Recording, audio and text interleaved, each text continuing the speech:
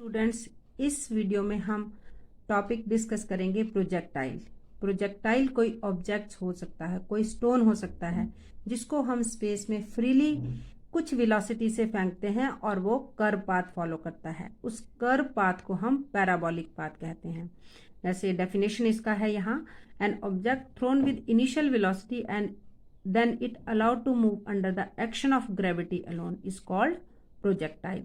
Projectile का most common example है bomb release from an aeroplane, bullet fired from a gun and javelin throw.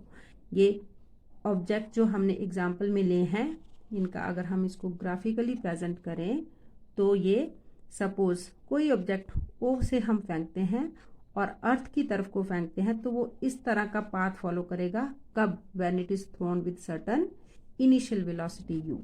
You जो है वो हमेशा हॉरिजॉन्टल डायरेक्शन में हमेशा वो कांस्टेंट रहेगा।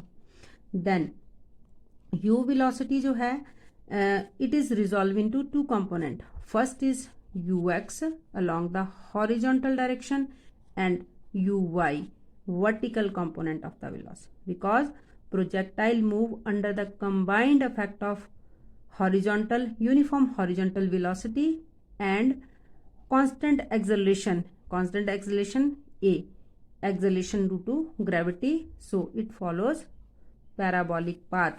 इस तरह के पाथ को हम पैराबोलिक पाथ कहते हैं। अब हम इसको मैथमेटिकली प्रूव करेंगे कि ये पैराबोलिक पाथ है तो किस तरह से है, किस तरह से इसकी इक्वेशन डिराइव करके आती है। सबसे पहले हम लेंगे इसका हॉरिजॉन्टल मोशन। तो हॉरिजॉन्टल मोशन को हम डिस्क्राइब करने के लिए इक्वेशंस ऑफ मोशन का यूज करेंगे। ये है x is equal to u x t plus half a x t square, y is equal to u y t plus half a y t square. ये है उसकी हॉरिजॉन्टल डिस्टेंस प्रोजेक्टाइल ने कितनी cover की, और y है इसने vertical distance अपनी कितनी कवर की है। जब इसकी हॉरिजॉन्टल मोशन को लेंगे तो हम इक्वेशन ऑफ मोशन लेंगे x is equal to u x t plus half a x t square. तो as we know that horizontal component of velocity remain constant, तो कांस्टेंट वैल्यू कितनी है, जितनी हमने इनिशियली ली थी, तो यू एक्स को हमेशा यू लेंगे हम। और vertical component of velocity zero है क्योंकि at the point of projection only horizontal component of velocity contribute for the motion of the projectile. So यहाँ जब हम इसकी वैल्यू को पुटअप करेंगे तो यू एक्स को यू लेंगे टी, और क्योंकि ए एक्स हमारा जीरो है तो ये होल टर्म जीरो हो जाएगी, तो इसको जीरो पुटअप कर देंगे और टी की वैल्यू यहाँ से हम x अपॉन 2 को डिराइव कर लेंगे, जो कि हमें आगे वाले रिलेशन में काम आएगा। नंबर 1 इसको कर लिया। अब हम इसका वर्टिकल मोशन लेंगे। इक्वेशन ऑफ मोशन है y is equal to u y t plus half a y t square. यहाँ पे जो vertical component of initial velocity है वो जीरो है, बट ए वाई को हम जी लेंगे। तो y is equal to u, इसको पुट जीरो किया, u into t zero plus half g t square लिया है।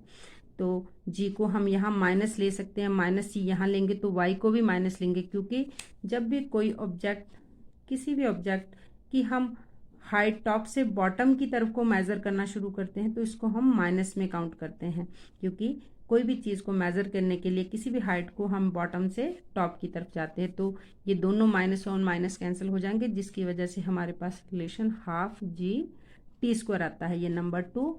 बट हमने हमारे पास इक्वेशन नंबर 1 से x is equal to u t आया था। यहाँ से हमने जब t की वैल्यू के लिए इस इक्वेशन को सॉल्व किया तो t is equal to x upon u, और y की वैल्यू हमने इस इक्वेशन नंबर 2 में पुट कर दी। कहाँ पुट की?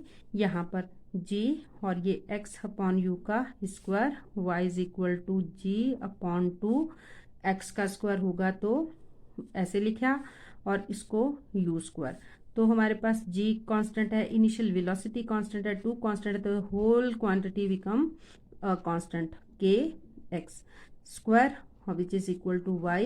तो ये क्या है? एक क्वाड्रेटिक इक्वेशन बनी है। ये हमने अपने मैथमेटिकल कॉन्सेप्ट्स में भी पढ़ा है कि क्वाड्रेटिक इक्वेशन का जो ग्राफ होता है it is a parabolic in nature. कुछ ऐसे भी हो सकता है, इसकी पैराबोलिक की कोई और शेप भी ऐसे भी हो सकती है, बट हियर हमारे पास जो पैराबोलिक प्रोजेक्टाइल का इस तरह का पाथ वो कवर करता है। So path covered by a projectile is parabolic in nature. ये हमारे पास इस आर्टिकल का एक पार्ट फिनिश हुआ। सेकंड है हमने टाइम ऑफ फ्लाइट। अब टाइम ऑफ फ्लाइट से हमारा मतलब है time taken by projectile to complete its trajectory, मतलब ओ से ए तक आने के लिए उसको कितना टाइम लगा है, इसको हम टाइम ऑफ फ्लाइट कहते हैं। इसके लिए फिर हम फिर से इसका डेरिवेशन करेंगे कि टाइम ऑफ फ्लाइट कितना है। तो इसका हम वर्टिकल मोशन काउंट करेंगे। वर्टिकल मोशन को काउंट करने के लिए हम इक्वेशन ऑफ मोशन लेते हैं y is equal to u y t plus half a y T.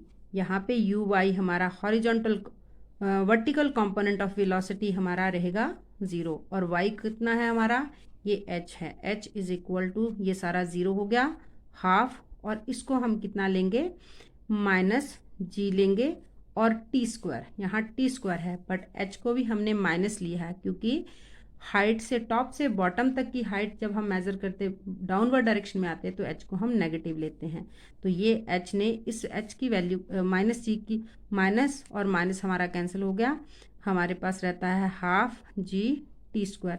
But हमारे पास t की वैल्यू फर्स्ट इक्वेशन ऑफ मोशन से आई थी, that is small t is equal to t. तो O से A तक डिस्टेंस कवर करने में जो T है उसको हम कैपिटल लेंगे, T लेंगे। तो यहाँ पर हम इसको कैपिटल T पुट अप कर दिया, तो H is equal to half g capital T square. जब फिर हमने इसको सॉल्व किया 2H अपॉन जी यहाँ आया T स्क्वायर। तो T स्क्वायर की हमारे पास वैल्यू आती है, जब T हमारे पास इस पर सेकेंड साइड लेके जाएंगे तो ये हमारे पास कुछ ऐसे आएगा। This is the time of flight.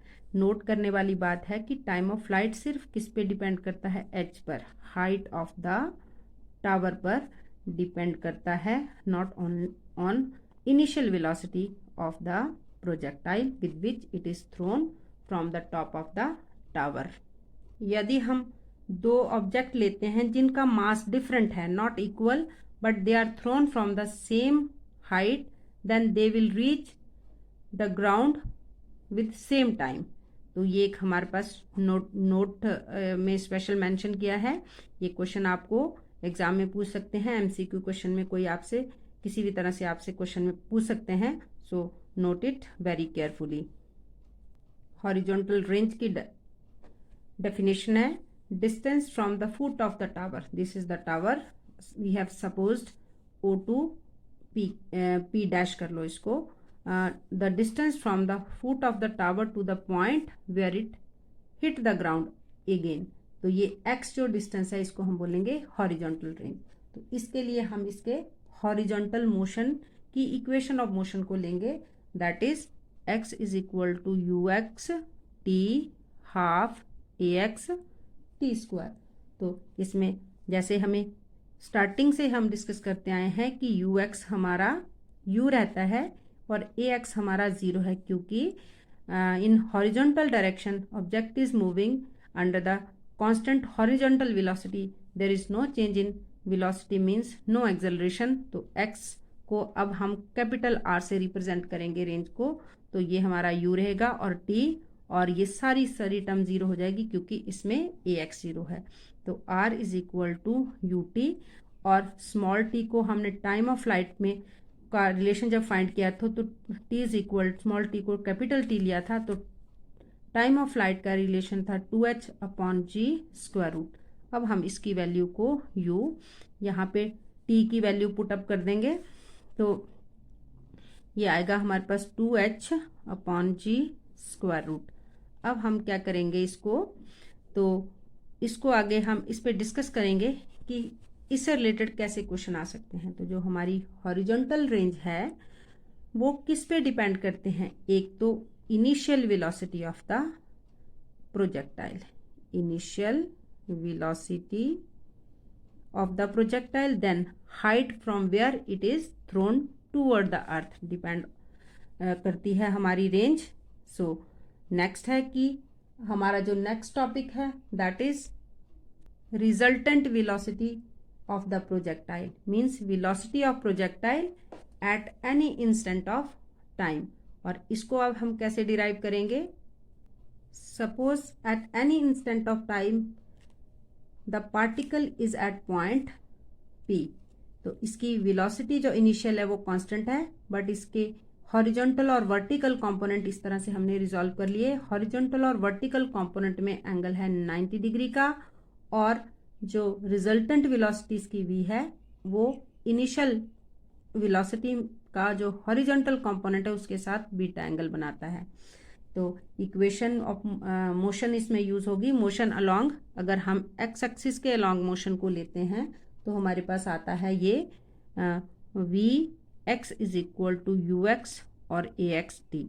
जैसे कि हमें पता है कि a x throughout the motion हमारा 0 है, तो वी एक्स हमारा is equal to u. V x को हम यहाँ वी एक्स या फिर यू एक्स ले सकते हैं, it depends on our choice. Number 1, और vertical component of velocity again u y is equal to a y t, और इसका जो वर्टिकल कंपोनेंट है उसको हमारा u initial velocity, vertical component इसका 0 होता है और इसको हम जी लेंगे, टी आ गया। तो दोनों का हॉरिजॉन्टल और वर्टिकल कंपोनेंट ऑफ वेलोसिटी आने के बाद हम इस पे ट्राइंगल ऑफ वेक्टर एडिशन लगाएंगे, क्योंकि हमारे रिजल्टेंट के लिए हम क्या करते हैं, u x square u y square plus 2 u x u y, जो कि हमने वेक्टर वाले कॉन्सेप्ट में भी डिस्कस किया है। कॉस ऑफ 90 डिग्री, हमें पता है कॉस ऑफ 90 डिग्री 0 होता है, इसीलिए हम जो इसका रिजल्टेंट है सिर्फ हमारे पास हॉरिजॉन्टल और उसके वर्टिकल कंपोनेंट आएंगे। U x is equal to u. अब हम इसका हॉरिजॉन्टल और वर्टिकल कंपोनेंट की वैल्यू को पुट करेंगे, विच इज यू स्क्वायर, और वी वाई हमारा जो है वो जी टी का स्क्वायर है, और स्क्वायर रूट ऐसे बना देगा, v is equal to u square g square t square.